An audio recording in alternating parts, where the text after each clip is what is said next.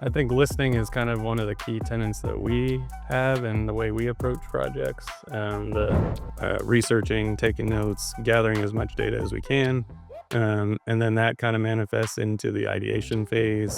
What's your approach to mentoring younger designers and fostering that environment? Probably 90% of the things we had in there are still in there in some way, shape, or form. Some of the configurations are different. But working with those agencies and working on pushing them maybe a little outside of their comfort zone. Can you capture rainwater on site, filter it, and reuse it? We did that successfully up in Fishers for the first internet bank headquarters. If you could pull from your wish list one project to add to your legacy, what would it be? Oh, man.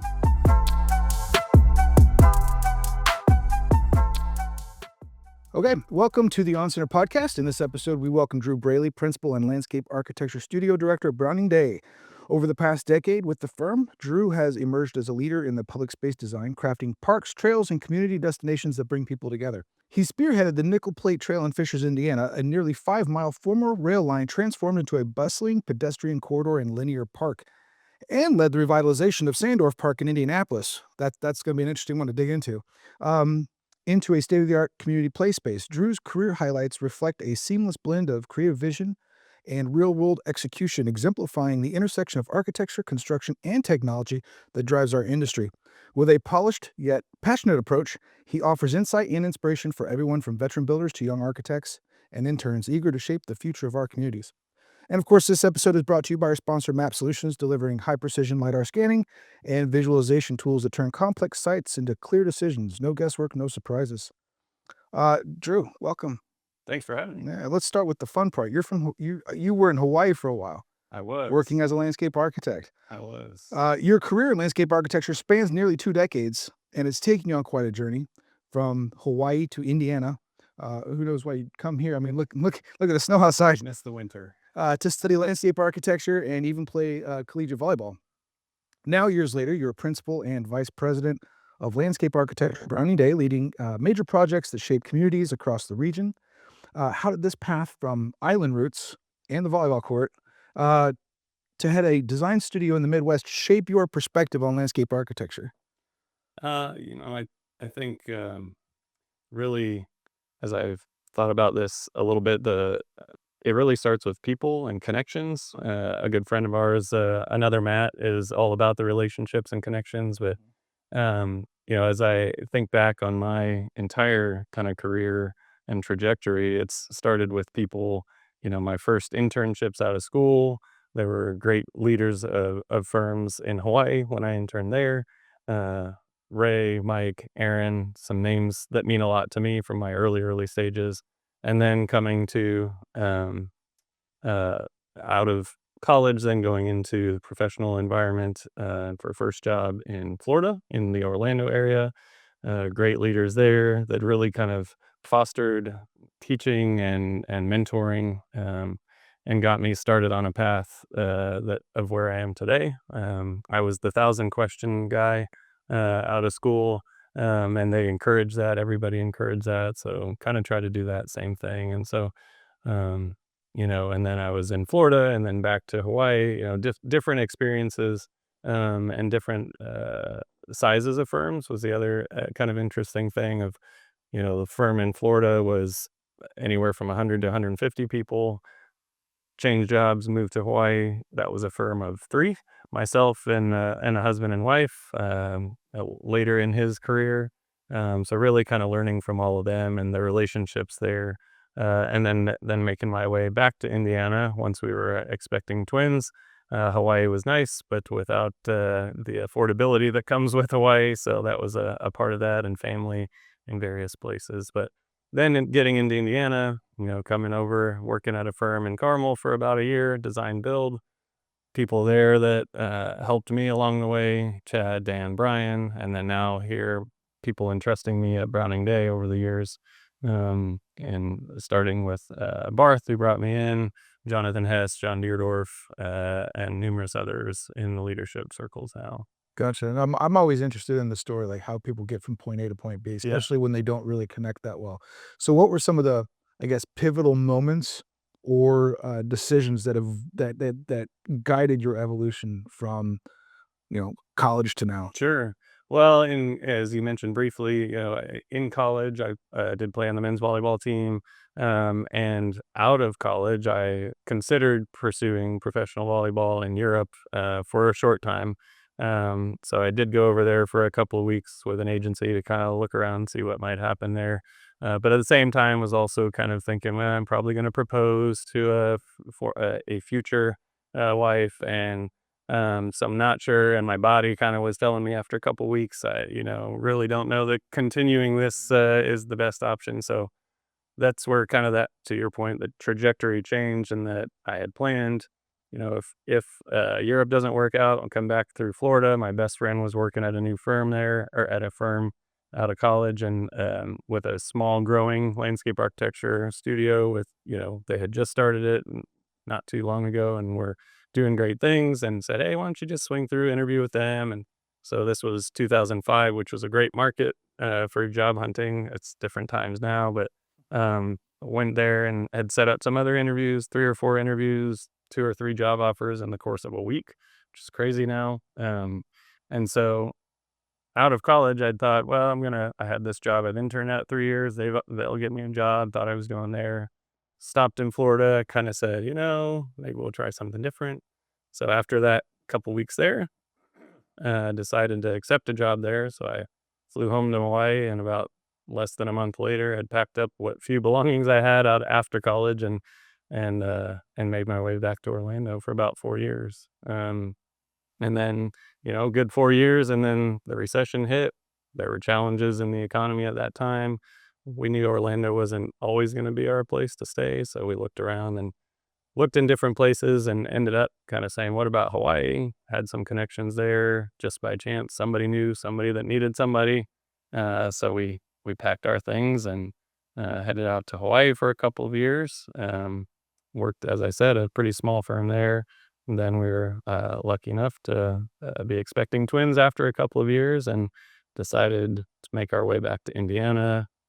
Found a couple jobs, first in the design build world for about a year, which was kind of a different animal for me, but also very impactful in what learning about the different side of the profession, the construction industry.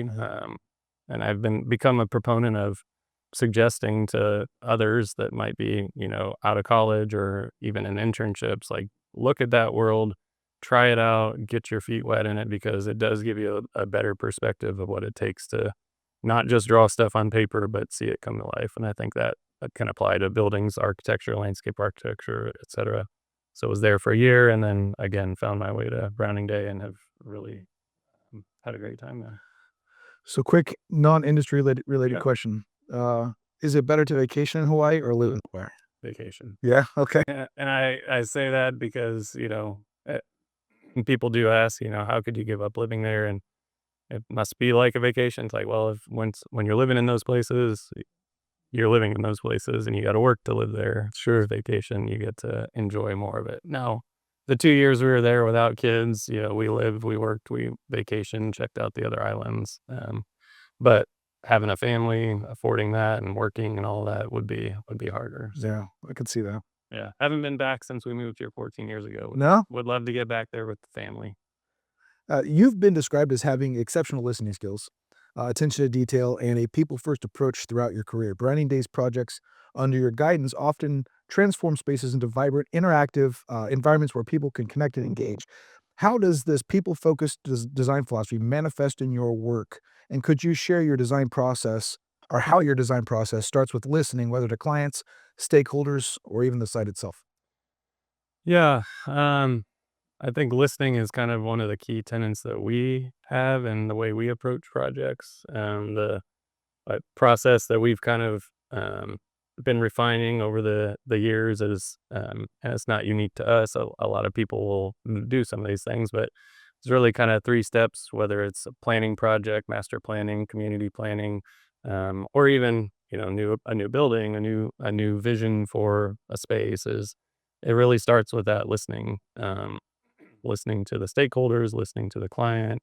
So it's kind of this discovery phase, is what we call it. And a lot of that is keyed in with listening, researching, taking notes, gathering as much data as we can, And then that kind of manifests into the ideation phase, where we start taking what we've heard and trying to turn that into either actionable, whether it's principles or guiding principles or things that will guide the rest of the project, as well as the forms and shapes that the project may take, whether it's streetscapes or landscapes or park spaces or buildings, neighborhoods, whatever it might be.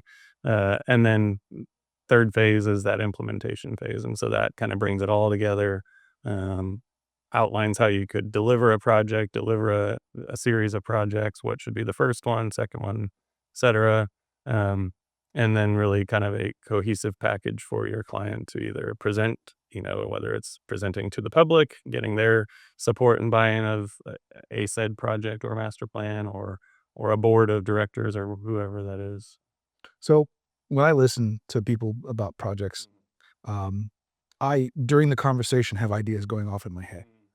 Uh, and I find that sometimes makes it difficult to listen. Do you have the same issue, or do you wait until the conversation is over and then go to the ideas? We have that constant battle Yeah. in the office of or in meetings of, we are our tagline is designers of possibility. So the brains are always going. Everybody's got different ways that their brains work, but we're always trying to find the solution. Sure. So it is tough to kind of pause for a minute and make sure we're listening and hearing and gathering as much data as we can before saying, well, maybe it looks like this, maybe you should do that. Um, and so I think we do a pretty good job of kind of pausing, listening, gathering, and then giving Gotcha. a solution out there. But we do catch ourselves from time to So it is a nope, nope, nope, nope, slow it down. so it is a conscious effort. Oh yeah, Yeah. yeah, definitely. That makes me feel better. Yeah. As the landscape architecture studio director, and now principal of Browning Day, you're known for building strong relationships with both clients and staff, through a leadership style that is compassionate, honest, and collaborative. How do you cultivate a firm culture that supports creativity and interdisciplinary teamwork? What's your approach to mentoring younger designers and fostering that environment? Yeah, I'd say fortunately I'm at a very strong firm that's been around for nearly 60 years. Yeah, Have been built on a foundation of support, growth, mentorship in various ways. It looks different depending where you are in your career and what you're trying to do. But so I was fortunate to come in. It's not like I'm creating something that wasn't there already. I was where I am now is I would say a direct result of the way that culture has been over the years of, I came in, I didn't know a whole lot. I was new, I was green, working on the team as a landscape architect, helping wherever I could, learning under some good project managers and principals at that time, and then we're good about kind of giving people some rope and letting them see how they can do with it. And so I think I was a direct beneficiary of that and have elevated over the years, and been trusted. I think that's the other big key is trust in your team, trust in your individuals, your employees. And so I try to live that out with my landscape architecture studio. We're a team of 8 landscape architects and planners, anywhere from a couple years out of school to 20, 25, 30 plus years of experience. And so obviously trust looks different to them and depending on what they're doing, but that's the biggest way I think we can be successful is growing them, because then that makes us all better and have that sense of trust and also the opportunities for growth. sure. That makes sense, man. Let's talk about the Nickel Plate Trail. Uh, The Nickel Plate Trail in Fishers it's a completely standout project where an old railroad was transformed into a 5-mile pedestrian greenway and linear park through the city's core. Your team at Browning Day led the design of the trail's downtown segment, adding features like your linear park you once described as the icing on the cake for the project. The work came with major challenges, from building a pedestrian tunnel under 116th Street to overcoming a 15-foot grade change to designing around a utility easement that forbade permanent structures and required creative solutions like movable furnishings. And you told me some stories offline about that before. How did you balance those technical constraints with the goal of creating a vibrant public space along the trail? And what did the Nickel Plate Trail experience teach you about the impact of parks and trails on the community? I'd say Teamwork was a key component Sure, of it'd the have to be. project early on, and as you said, our team was responsible for kind of the downtown core, so about a 2 or 2.5, 3 block area through the downtown core of Fishers, Indiana. Um, it was part of a larger 5-mile master plan that was led by a previous firm. The city had commissioned that for the entire corridor to kind of envision what that could be. So there were some ideas in there, big visions, big goals, and so then, the plus side, and do it sometimes, is when you get hired to do a master plan, you kinda say there's no guardrails, there's no rules, like, just let's play, let's dream, let's envision, and so there were definitely some things in that plan that would have been great, but there's, an overhead high voltage power line, and there's an easement, and there's certain things, as you mentioned, that you can't do. There's grade change and other things. So we were at the table early. We were lucky enough to kind of be working on several other projects in that area at the same time. So there was the Nickel Plate Station apartments that we were designing while the Nickel Plate Trail work was in design. And so there were some significant grade challenges and cross coordination between the two different projects teams. Nickel Plate Station Apartments was a private development, public-private partnership with the city.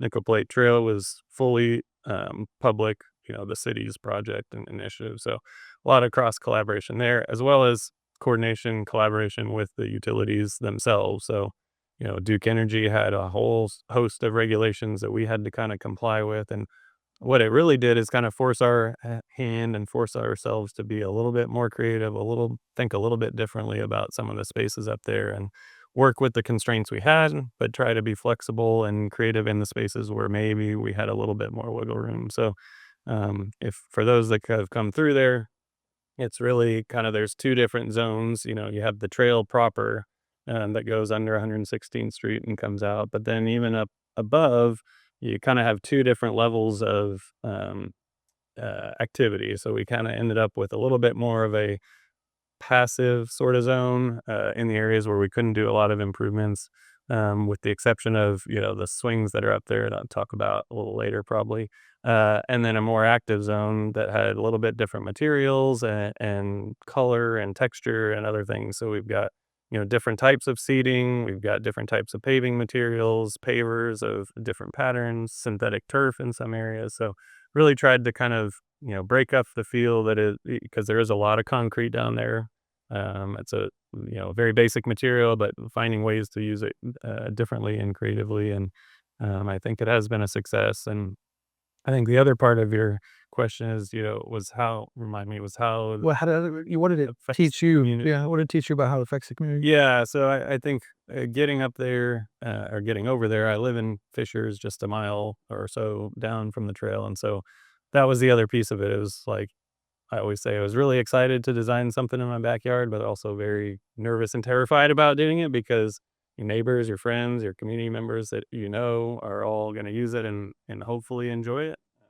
And know that you're responsible for the air But I'm experience either also way. so it's like I'm gonna should I claim it? Should I not? But I think it's been very successful, and when we go out there, get ice cream on a summer night or something, we'll sit up there and everybody, the kids want to go hang out on the swings, and it's just very rewarding to see, all walks of life, all ages, demographics, just kind of coming out there and telling them, saying to their friends, "Oh, come over here, try this swing. It's my favorite." Or "Let's go down here. Let's go sit under those lights," or whatever it is. And has really become kind of a central gathering space for the community. And I think it's even more fun. The city and the parks department are programming it and trying to have festivals there and other activities. And so I have always said when the one of the favorite parts for me of the job as a designer, landscape architect, planner is kind of drawing the things and saying this is what people will do, and then seeing that actually happen, or even better, seeing people use it in even more fun, creative ways than you might have expected. Sure.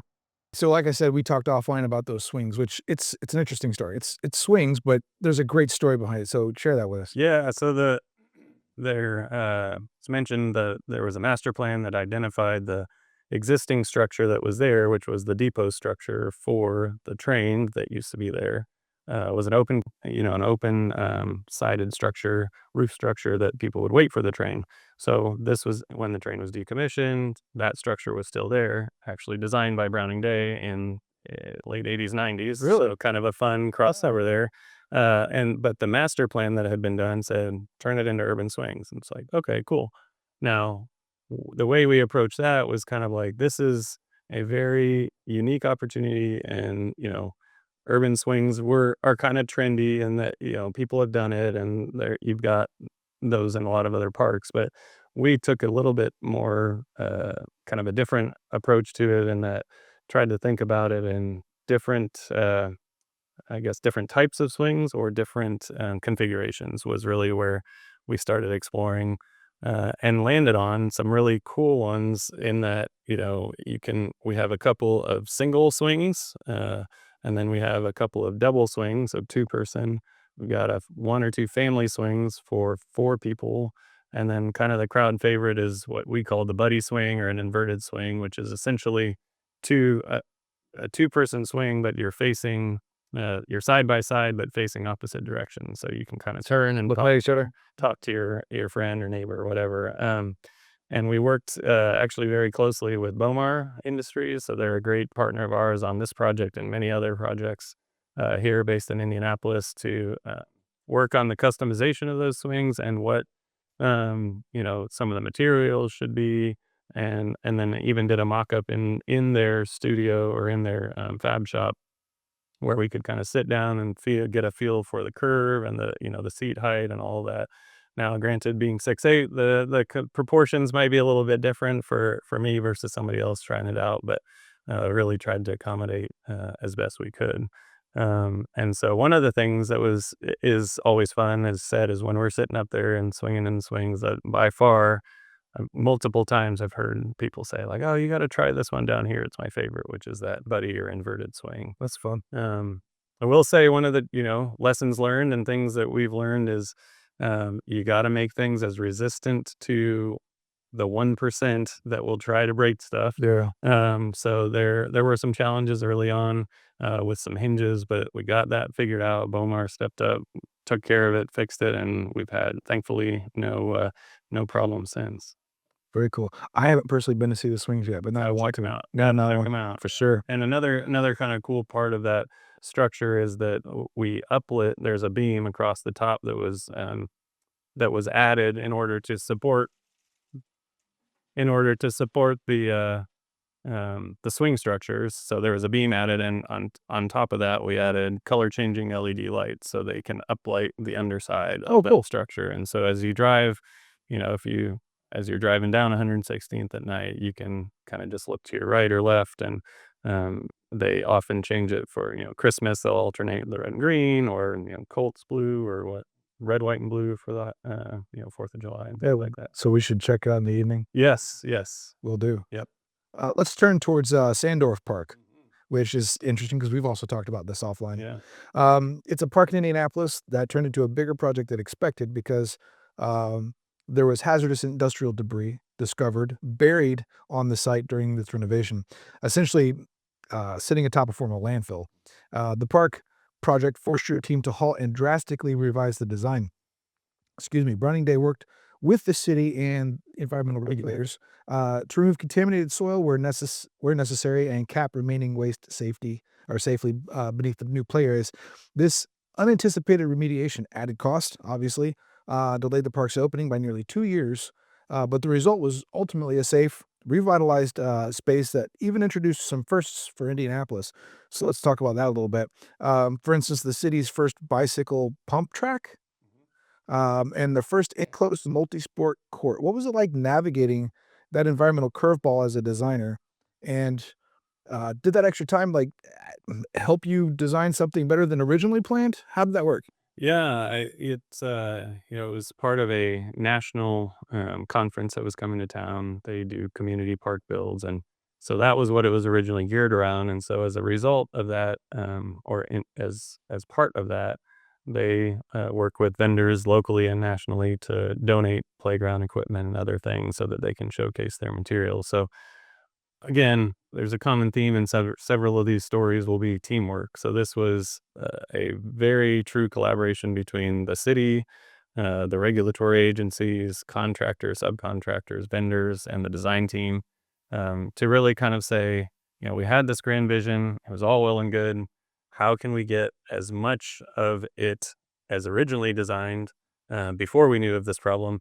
How can we maintain as much of that integrity of that design in this final revised product? And so I think we did definitely do our best to accommodate that. I think probably 90% of the things we had in there are still in there in some way, shape, or form. Some of the configurations are different. But working with those agencies and working on, pushing them maybe a little outside of their comfort zone, IDEM, DNR, they trying to get them to think a little bit more than just, oh, it's contaminated. Let's cut 2 feet, cap it with clay, put a fence around it, and walk away. That's generally speaking, that's kind of the go-to if you have some of those situations now. They were open to those conversations. We helped facilitate those conversations and get them to think, well, what about if, for example, this area, if it's this, there's concrete that's essentially impenetrable, it's serving as a cap. Would that be an acceptable material? Asphalt underneath the playground surfacing underneath foam. We can still have a playground. We just don't have, it's a different type of drainage system or a different way of handling Mhm. that. So those creative solutions are kind of what um, allowed them to feel more comfortable as we explained and talked through the rationale behind that, as well as, again, support from the city, partnership with them and other great partners to kind of all come together and say, we have to make this happen. What is it going to take? Gotcha. And so I think it has been successful. It's a great park space, active park space near an IPS super school, and also just a little bit, a mile or two south of Fountain Square. Gotcha. That's a interesting story. I mean, you took a system like a landfill and turned it into a space the community could actually embrace. Um, were you worried at any time that it wasn't going to work out once you first found out that Yeah, it was a dump? that was when it was first raised up, because the challenge was it was actually a city park already, which is why it was even more of a surprise. Oh, wow. Somehow when it was given, I think it was given to the city, there was no declaration of, hey, by the way, or somewhere on a map it started to show up. At the city saw it. There's a line around that. Well, what does that mean? And then it was like, oh no. Yeah, this is not great.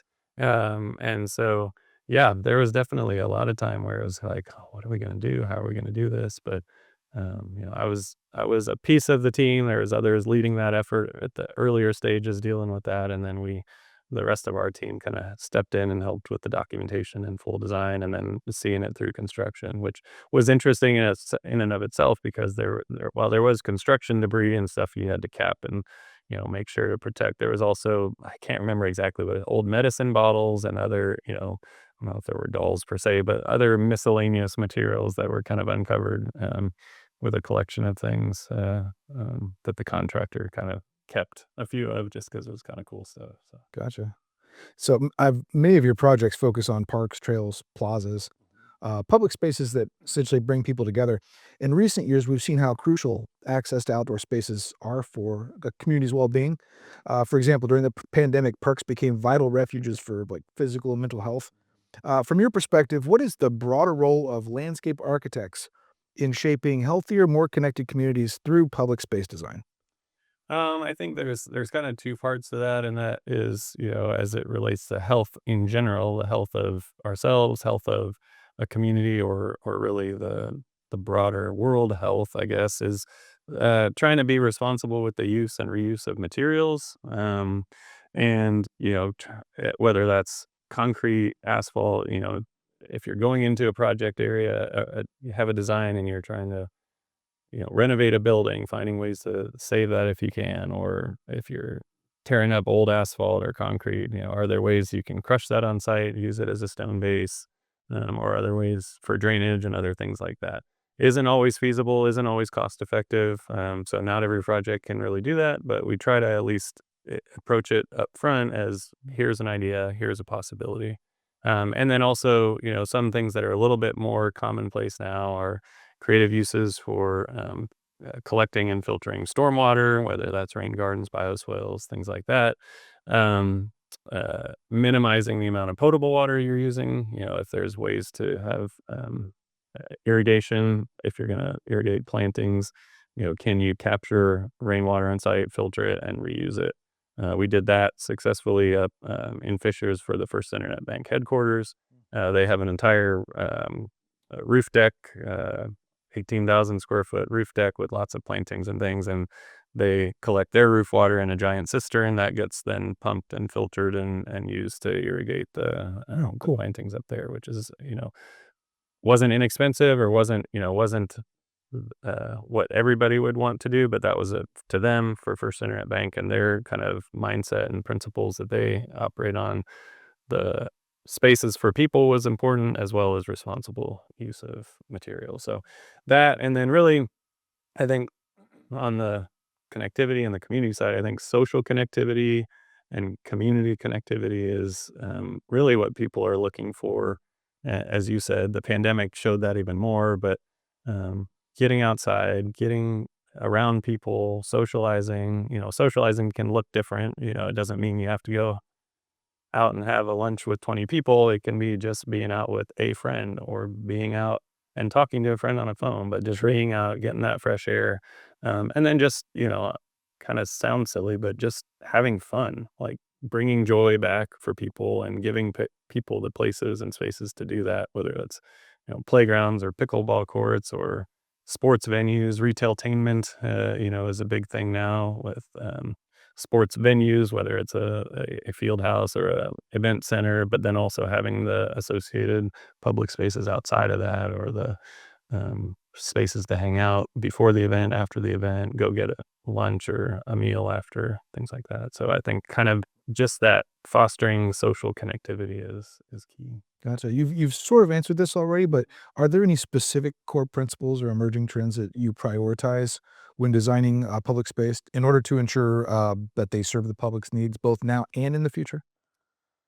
Um, yeah, I think really trying to be as open and adaptable to everyone, making sure that you're taking into account uh, different, I guess, personalities, but also abilities. That's a big thing.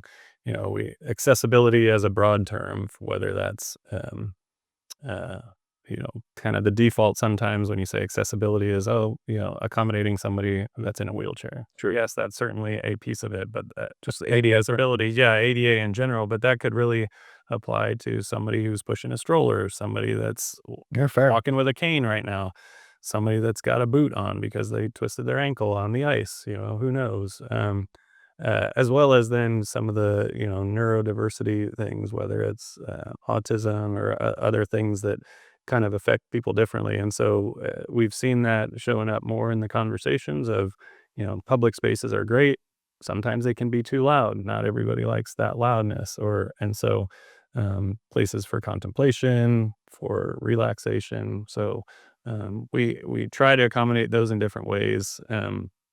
Even a good example would be Brownsburg. We did Stevens Park, and one of the things in that there is several playgrounds, but one of the components of the playground is I'm trying to think what it's called. It's kind of like a cocoon, but it's big enough for a child to get inside, but it's kind of protected around them, and it allows them to get a little bit isolated for if they need that chaos. It also spins, and it can be fun whether you need that or not. But it is some of the principles behind the design of that particular play element were with that in mind. So, like, to protect against overstimulation Yeah. or to Yep. relieve overstimulation. Yes. Great. They're very Yep. cool. Kind of lets you get in a corner of sorts. And it's not in the corner, it's still in a very open and safe place, but can just allow somebody to That's retreat there if needed. yeah. I would have never have thought of adding Yeah. something like that Yeah. to It's public space. kind of a neat thing. Absolutely. You're not only a design leader, but also active in the community and in professional circles. For instance, you've been involved with the Hamilton County Leadership Academy as an alumni and a community ambassador, and even contributed to industry knowledge by co authoring the ASLA research report on accessibility in landscape design. Why is it important to you to engage in these civic, educational, and mentorship roles outside of daily project work? Yeah, I think it really kinda goes back to the earlier comment and question about, like, people and relationships. So many people supported me and mentored me over the years, and have given back to the community and those things, and so it sort of feels, it's natural, but it feels like um, an accepted obligation, not a negative, a Sure. positive obligation to try and do that and be involved, whether it is through HCLA, on committee work or currently on the board there. Also working I'm on the Fishers Arts and Culture Commission, another kind of community focused organization that's doing great things and is also close to where we live, so it's has that little bit of passion there, but just finding ways to connect with and participate in the community is, whether it's personal or professional, is kind of important. And I am definitely a constant advocate for the profession of landscape architecture and educating people about it. From the littlest ones, as I said, I've got twins that are 14 now, but when they were in second grade, third grade, fourth grade, I've kind of gone into those classes, offered to share, a half an hour on what landscape architecture is, just to get them to know what it is and think about it and point the things out. It's always fun if, like, what's something you do. I would try to engage them up front. What's something you like to do outside? And they'd say, go to the beach, go hiking, go on the trail, this, that, the other. And it's like, well, pretty much all those things you just said can be designed or affected by landscape architects and the design work that we do. And like, oh wow, I didn't know, because by default, I think a lot of people hear landscape architecture and think, oh yeah, my backyard really could look cooler, or my front yard looks like crap. It's like that is very much a part of landscape architecture, planting and planting design, even residential. That's a very specific market and focus area for a lot of great people and great companies. It's not specifically what we tend to do. Sure, we tend to be in the larger commercial type and municipal and higher education type projects, um, so yeah, broadening their understanding of what that is. So at that level, and then, career day at the middle school, or showing up at a booth at some other event, talking about that, as well as, I mean, just earlier this week was lucky enough to be a guest speaker for an IU real estate studies class down in Indianapolis, talking about more broadly planning and landscape architecture. So always trying to get people excited about it, know what it is, and kind of wanting to be a part of that. Sure. How have your experiences in community leadership and mentorship, um, how has it influenced your practice and maybe even the impact that you hope to have on the AEC industry? Yeah, I think it gets me exposed. Those experiences expose me to more people and more information and more understanding of how people might um, think of the profession, think of the industry more broadly, and make sure to either quell some myths that may or may not be right, but may or may not be accurate. But also just again opening that dialogue and having more engagement with them, and then bringing that knowledge back to the team. And also encouraging them to be out there and be active, and so that they're not so just, I'm in the office, I'm focused on this, but getting them out in their communities, whether that's just personal stuff, coaching a soccer team or a basketball team, like just meeting your neighbors and all that. I think that can apply to anything, obviously. Kind of gets It's easy. listening and hearing other people's Yeah, perspectives kind of gets you out of your box for a sure. little bit. For sure. Yeah. I can see that. Keeps from having such a myopic view of, this is my way, our way, whatever. It's like, Sure. let's think a little bit differently. Well, over your career, you've overseen the design and planning of nearly $500 million worth of projects, ranging from public parks to corporate campuses and mixed use developments. Looking back, is there a particular project or accomplishment that stands out as a defining moment for you, or one that taught you an especially valuable lesson about architecture and construction? Yeah, I think there's probably a couple of different tiers I would put in. We've talked about it a lot, so I won't drone on. But the Nickel Plate Trail Sure. project is probably one of my favorites, and probably will be for a long time, just given the personal connection to it. Another really great one is down in Bloomington, at the IU campus in Bloomington. We designed an amphitheater space behind what is called Bryant House, or the President's House. Sometimes it has been home to the president, other times it's more of a rotating professor. But it was a large tiered seating area down to the creek down there. And it's really that's a perfect example of like envisioning it, drawing it, rendering it up, showing what it's going to look like, and then really seeing it be used in that way. And so that's a space where they've held small concerts, they've had jazz ensembles. When the eclipse happened, or we've had a couple different eclipses, partial or full eclipses, and that's just full of people. So again, just spaces for people to gather are kind of important. Um, More recently, I would say from the LA, the landscape architecture planning studio and firm, the Westfield downtown master plan. So that goes a little bit different as far as planning, master planning, and that's where landscape architecture overlaps too. But that was taking a whole lot of constraints, a whole lot of information, trying to digest it into a robust uh, master plan for what downtown Westfield can be over 10, 20, 30 plus years, and really kind of helping them figure out what their identity wants to be and how they can maintain some of the character and history and interesting things that they have. So that involved all the things we've talked about already, placemaking, community, traffic, transportation, all those things that go into making a space successful. And then probably as a broader history one, I would say the Indianapolis Motor Speedway. Browning Days had impact there and Oh, for sure. there over 30 plus years, so long before I was there, but a lot of work on the Pagoda Plaza over the years, and then redoing all the seating handful of years ago. Jonathan Hess, the designer of the well-known pagoda many years ago now, 25 years ago now.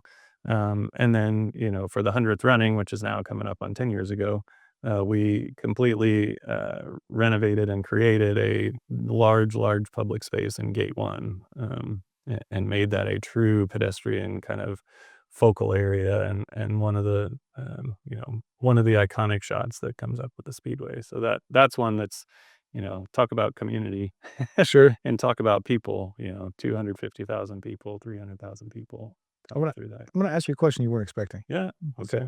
So, um, on this podcast, and largely because of the business that I run, we like to explore where design meets technology. Leading a studio within a multidisciplinary firm known for its integrated approach to architecture planning and interior design, how have emerging technologies or collaborative processes influenced your workflow in landscape architecture? Because you've been working long enough that maybe BIM Things wasn't as big of a differently. thing. Yeah. So innovations like BIM, 3D visualization, other tech tools, how has it changed the way that you collaborate with architects and contractors in designing outdoor spaces? Yeah, the technology change in the, it's been 20-ish years since getting out of college. And even in that 5 years of college, there was a lot of technology advancement going on at that time with AutoCAD in its early-ish time and other programs. But coming out of school, one of the, as when we were in Florida, one of the programs we use specifically on landscape architecture is called Land Effects, which is a version of BIM specifically focused on landscape architecture. And so we were in there at Land Effects 1.0, 2.0, and I think they're up to 20 or 22 or whatever it is now. And so seeing that evolution of that product and it's the way it works. And then SketchUp is another 3D modeling program, very familiar to those in this industry. And so we use those programs quite frequently. I don't anymore, but did for a good stretch of time. Um, and then Lumion is another program, and that's really gets you some of the visualizations and the renderings and the higher quality renderings. Um, Architecturally, we do use, they do use Revit almost exclusively for documentation and all that, and the BIM components of that. We have explored that on the landscape architecture side, and there's just not, we haven't found much success with how to create, successfully blend those. Uh, that use for us, but we still are able to share a lot of information across the studio. And then, I mentioned the Westfield, downtown Westfield master plan. We had some great visualizations that came out of that, whether that was 3D plan renderings, and then taking some of those and doing some more perspective public space vignettes, because that character and that aesthetic and that feel was important to us and to the client, of really wanting to convey what the spaces could feel like. And so that utilized SketchUp, um, and some hand drawing stuff, as well as some of the more emerging technologies of Midjourney and some of that. So we had some great static images, and then even then, through the from when we started that project to at the very end when these deliverables were being done, there was even this newer emerging technology. I think it's still through Midjourney, but it takes that static image and then actually converts it into a little bit of a flyby and a little bit of animation to help those, create some shorter videos that even give it more excitement and energy and vibrancy. Very. It's been really interesting to see, and it's just, it seems like the tech always moves fast, but it seems like it's moving it faster than the speed of light these days with some of the other ones that we haven't touched a whole lot yet. Nano Banana that Google has, and Yeah. Gemini, and all these other Sora, and all these other things that, um, which you sort of, you know, we're on that, or we are involved with that and learning about it. And we do have somebody in house that is focused on that. Paul Wolf on the architecture side is really kind of involved in projects, but also involved in making sure we use the AI and other technologies like that in the right ways. Um, and then also just trying to help us keep up with what it is, and seeing how we can integrate it in the workflow, or saying don't do that because Yeah. I mean, now you can create video with yeah, audio. I yeah, mean, it generates audio as well, so you could take a 3D render of a outdoor space and animate some kids playing, yeah. or, people, walking down the path holding hands or something like that. That's pretty cool. It is, and it's, there's always the concern a little bit in the back of the mind of like, oh, is this going to take our jobs? Is this going to make us No. irrelevant? And it's just not. Never, maybe not never, but not anytime in the near future, Yeah. because there's too much customization, too much actual intellectual thought that has to go into what it is we're designing. Some of the things can be expedited or more efficient, obviously, but I think we've shared things internally of like, oh yeah, this article talks about how, you know, architects are going to be replaced by AI because look, they can generate a floor plan. And then you look at it and you look close, and it's like, well, there's 7 closets in 12 square feet, or there's 3 toilets in the bathroom. Boy, I don't think that's really going to work. I mean, in my experience, it can definitely help. It can help you brainstorm, but Yeah, it can't produce new thought, right. and that's purely, Correct. that's purely organic. Here's a fun one. Let's talk a little bit about Yeah, um, your volleyball history. You played at Ball State? yeah, I did. Okay. Yep, yep, And even ranked among the program's top hitters with a .364 attack percentage, yep. which is, 9th all-time in Ball State's history. I guess if that's what you Okay. consider to. Um, I mean, that's not a background people typically expect from an architecture firm principal. Do you find any parallels between your volleyball experience and your career in landscape architecture, perhaps in terms of teamwork strategy, leadership under pressure, um, and how has that unexpected chapter in your life influenced the way you approach design and challenges that lead your team today?